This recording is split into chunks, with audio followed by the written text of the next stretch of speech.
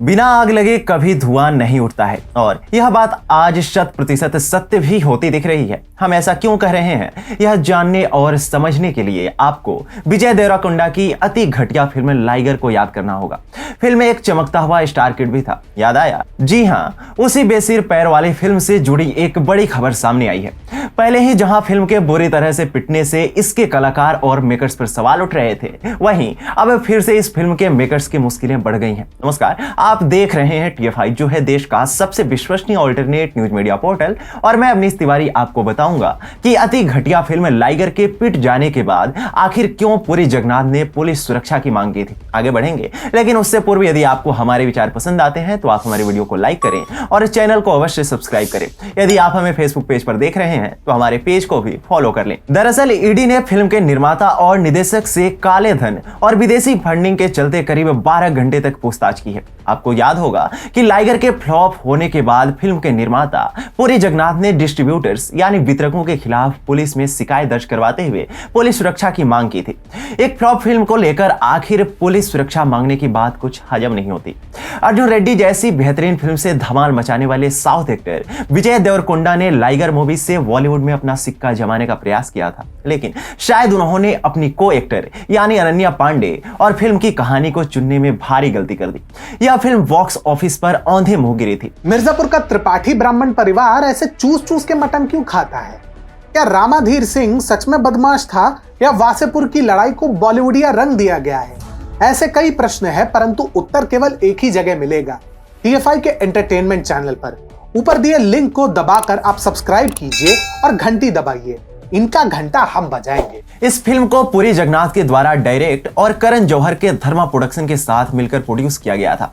हिंदी और तेलुगु भाषा में बनी इस फिल्म के जबरदस्त प्रमोशन के बाद भी यह लोगों की उम्मीदों पर खरी नहीं उतर सकी थी। अब आप कहेंगे कि ईडी बीच में कहां से आया, तो हिंदुस्तान टाइम्स के सूत्रों के अनुसार ईडी के अधिकारी उस कंपनी या लोगों के नाम जानना चाह रहे हैं जिन्होंने विजय देवरकोंडा की लाइगर फिल्म को फंड दिया है। ईडी के अधिकारियों का ऐसा मानना है कि फिल्म को बनाने में विदेशी पैसों का प्रयोग किया गया है। ऐसा हो भी क्यों नहीं, आखिर फिल्म को बढ़ा चढ़ाकर दिखाने के लिए पानी की तरह पैसा जो बहाया गया था। अब यदि ईडी का शक सही साबित होता है तो 1999 के विदेशी मुद्रा प्रबंधन अधिनियम एक्ट यानी फेमा का उल्लंघन होगा। ईडी ने पुरी जगन्नाथ और प्रोड्यूसर चार्मी कौर को निवेशकों की पहचान की पुष्टि कराने के लिए समन भेजा। इस फिल्म को लेकर यह दावा किया जा रहा है कि इसमें कई नेताओं ने फिल्म में काले धन का निवेश किया है। मीडिया रिपोर्ट्स के अनुसार कुछ दिनों पहले ही फिल्म डायरेक्टर पुरी जगन्नाथ ने फिल्म में पैसा लगाने वाले डिस्ट्रीब्यूटर्स के ब्लैकमेल करने का आरोप लगाया था। इस पुलिस शिकायत में फिल्म फाइनेंसर जी शोभन बाबू और अन्य के नाम शामिल थे।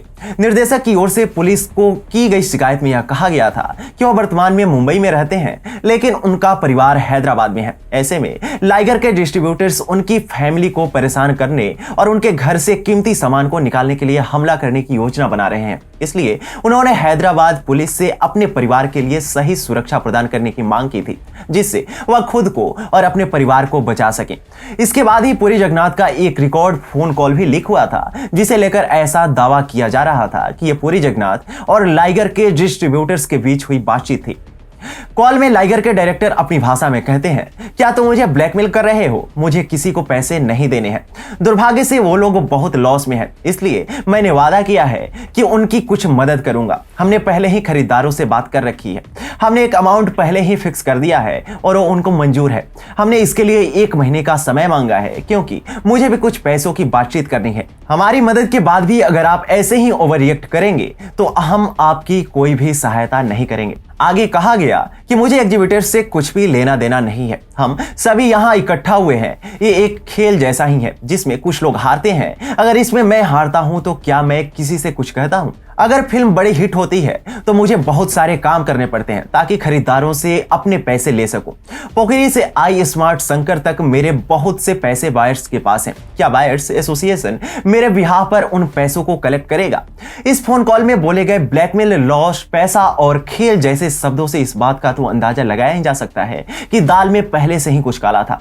अब अगर इस फिल्म को लेकर ईडी काले धन और विदेशी फंडिंग का शक जता रही है तो इसमें कोई आश्चर्य की बात नहीं है। साथ ही अगर ये शक सही भी साबित हो जाता है तो अभी कोई बड़ी बात नहीं होगी, लेकिन ये बात तो हम सभी को तभी समझ लेनी चाहिए थी जब एक फ्लॉप फिल्म को लेकर फिल्म डायरेक्टर ने पुलिस सुरक्षा की मांग की थी। आश्चर्य की बात तो यह है कि इस कूड़ा फिल्म को बनाने के लिए आखिर किन मूर्ख नेताओं और विदेशी निवेशकों ने निवेश किया।